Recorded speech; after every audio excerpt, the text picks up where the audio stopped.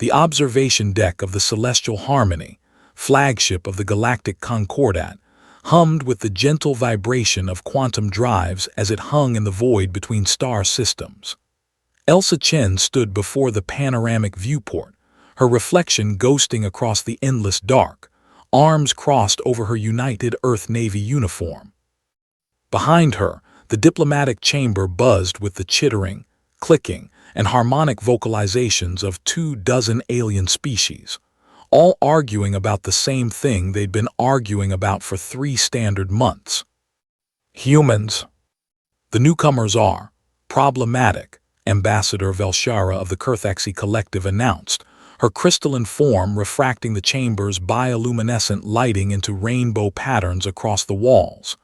They have declined 17 separate peace treaties with the Xhakar Dominion.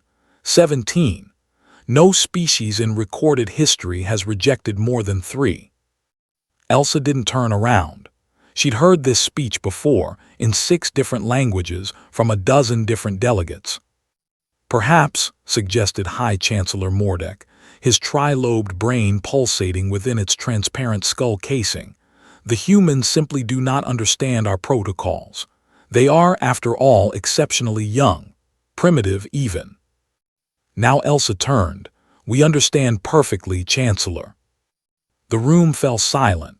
It always did when she spoke. Humans had that effect, something about the predator's gaze, the forward-facing eyes, the way they showed their teeth when experiencing positive emotions. The galaxy hadn't quite adjusted to Earth's newest members. Then why, Velshara pressed, her voice like wind chimes in a storm, do you refuse every reasonable offer? The Xhakar have legitimate territorial claims to the Kepler 442 system. 19 colony worlds orbit that star. 19 civilizations with histories spanning millennia before your species even discovered fire. And they attacked our science vessel, Elsa replied flatly. Killed 47 researchers. 23 of them were civilians, students. A regrettable misunderstanding. They broadcasted their intentions 3 hours before weapons deployment, Elsa interrupted.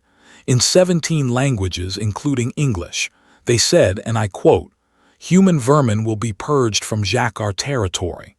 That's not a misunderstanding, Ambassador. That's a declaration of war.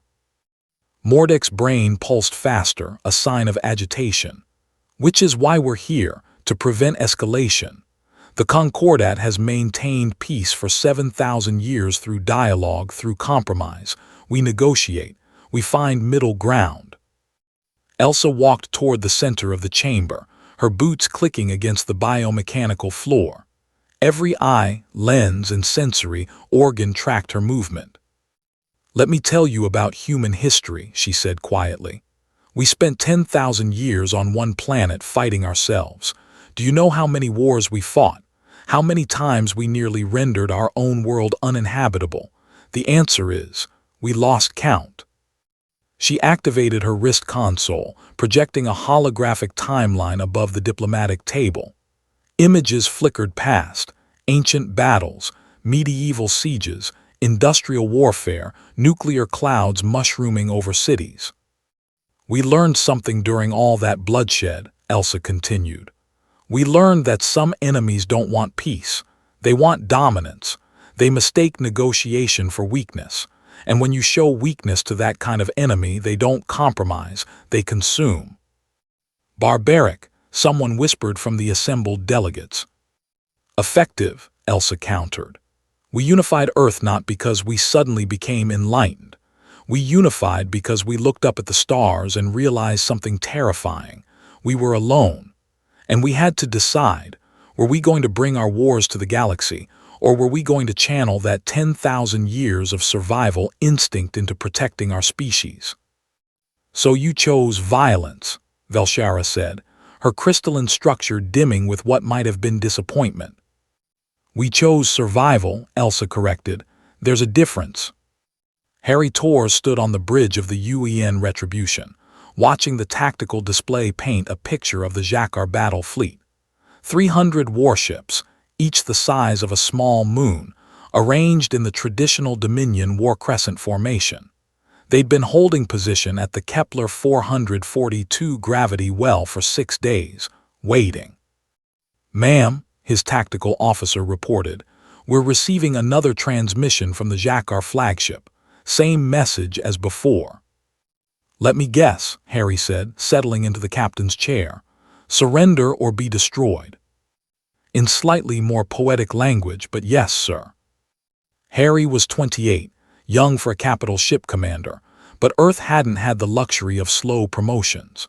When humanity joined the Galactic Concordat 3 years ago, they discovered 2 uncomfortable truths. First, that the galaxy was teeming with life, and second, that most of that life viewed them as upstart children playing with technology they barely understood. The Xakar had been the first to test that assumption. "How long until the diplomatic summit concludes?" Harry asked. "Ambassador Chen estimates another 2 hours of debate, sir." 2 hours. Harry pulled up the casualty reports from the research vessel Discovery. 47 names. 47 people who'd gone to the stars seeking knowledge and found death instead. He'd known 3 of them personally. Sarah Kim from the Academy, who could calculate jump coordinates in her head. Marcus Webb, who taught Harry's sister orbital mechanics. And little Yuki Tanaka, 19 years old, whose first deep space assignment had been her last. "Sir," his XO, Commander Okonkwo, leaned closer. "What are your orders?" Harry looked at the tactical display again. The Xakar fleet sat in high anchor orbit around Kepler 442b, their weapons powered but not yet hot. They were confident. Why wouldn't they be? They outgunned the human fleet 30-1. They had shielding technology Earth was still reverse engineering. They had a military tradition stretching back 5,000 years. What they didn't have was human paranoia. "Execute protocol Scorched Earth," Harry said quietly. Okonkwo went pale. "Sir, that's the Concordat will." "The Concordat has been negotiating for 3 months, Harry interrupted. 3 months while the Xakar occupy a system with 6 human colony worlds. 3 months while our people live under the barrels of Dominion guns. How many more Yukis do we sacrifice to alien politics?" He stood, straightening his uniform. Humanity didn't claw its way to the stars to bow before species who think age equals authority. We're done asking for permission to exist. "Aye, sir," Okonkwo said, and began entering the firing sequence. Back on the Celestial Harmony, Elsa's wrist console chimed. She glanced down, read the message, and felt something cold settle in her chest. "Scorched Earth authorized, heaven help us all, HT." "Ambassador Chen," Velshara noticed the change in Elsa's demeanor. "Is something wrong?" Elsa looked up at the assembled delegates. These ancient species with their ancient grievances and ancient solutions to problems humanity had solved with fire and blood millennia ago. "I need you all to understand something," she said. "Right now, as we debate and discuss and search for common ground, the Xakar fleet is holding 6 human worlds hostage. 6 worlds with a combined population of 2 million people. My people. Which is why we must negotiate," Mordek insisted. "Violence only begets." The chamber's emergency klaxon screamed to life. Every viewscreen, every holographic display, every communications panel flickered and switched to the same feed. System, exterior view of the Xakar fleet. And then, one by one, the Dominion warships began to die. Not from conventional weapons, not from missiles or energy beams or kinetic impactors. Instead, their shields flickered, their hulls rippled like water, and they simply collapsed inward, crushed by invisible forces into spheres of compressed matter no larger than a basketball. "What?" Velshara's voice carried a new emotion, fear. "What is this?" "Quantum destabilizers," Elsa said quietly, watching the destruction unfold. "We took Concordat graviton theory, combined it with our understanding of black hole mechanics, and weaponized it. Each ship carried a micro-singularity generator. Harry just activated all 300 simultaneously. The Xakar fleet, 300 warships representing 5,000 years of military tradition ceased to exist in 47 seconds, 1 second for each human life they'd taken. The diplomatic chamber erupted in chaos. Aliens shrieking, their translators struggling to keep pace with the cacophony of outrage, horror, and disbelief. "You've doomed us all," someone screamed. "The Xhakar will retaliate with their full might. This is genocide, war crime." Elsa raised her voice, not shouting, just projecting with the authority of someone who'd grown up in a species that communicated across battlefields. "The Xhakar Dominion has 48 hours to withdraw all forces from human space and formally recognize our territorial sovereignty. If they refuse, we'll demonstrate that today wasn't genocide, it was a warning." Mordek's brain pulsed so rapidly it appeared to vibrate. "You cannot win a war against the entire Dominion. They have 10,000 worlds, trillions of citizens. Your species numbers barely 9 billion. "True," Elsa acknowledged. "But we don't need to conquer them. We just need to make the cost of fighting us so astronomically high that even their trillion-strong population will refuse to pay it." She pulled up new data on her console, broadcasting it to every screen in the chamber. "Human military doctrine is simple. When threatened, we don't negotiate, we don't compromise, we don't seek middle ground. We identify the threat's center of gravity and we eliminate it, permanently, completely, without hesitation." The screens showed Earth's orbital defense network, the shipyards at Luna and Mars, the generation ships being constructed in the asteroid belt. But more than that, they showed the mathematical models, casualty projections, resource expenditure analyses, probability matrices. "We've run every simulation," Elsa continued. "In a total war scenario with the Xhakar, we lose. 97% of our population dies. Our home world becomes uninhabitable. Our species is reduced to scattered refugees." A pause. "But in every single simulation, the Xhakar Dominion ceases to exist entirely. Their worlds burned, their people extinct, their legacy erased. They lose everything. We only lose almost everything." Silence, the kind of silence that falls when predators stop pretending to be prey. "You're insane," Velshara whispered. "No," Elsa said.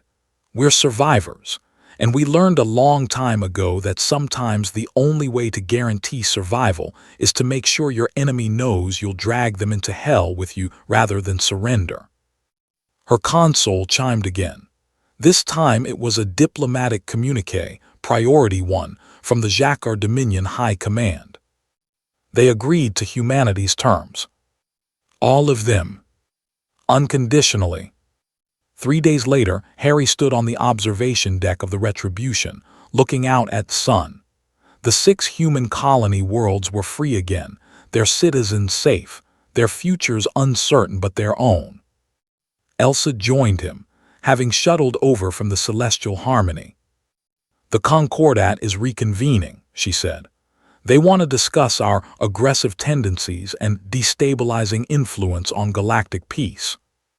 Harry smiled, but it didn't reach his eyes. "Let them talk, we'll listen, we'll even try to find common ground, but we'll never forget what we learned today." "And what's that?" "The galaxy has spent 7,000 years building a peace that works for species who evolved in gentle circumstances. But humanity, we evolved in the dirt, fighting for every scrap of survival. We learned to negotiate from a position of strength or not at all." Elsa nodded, watching the stars. "They'll never really trust us, you know. They'll always see us as barbarians at the gate." "Good," Harry said. "Fear breeds respect, and respect is what keeps our people alive." Behind them, the void stretched endless and cold, full of wonders and horrors yet to be discovered. But somewhere in that darkness, every species in the galactic Concordat was learning the same lesson the Xhakar had learned the hard way.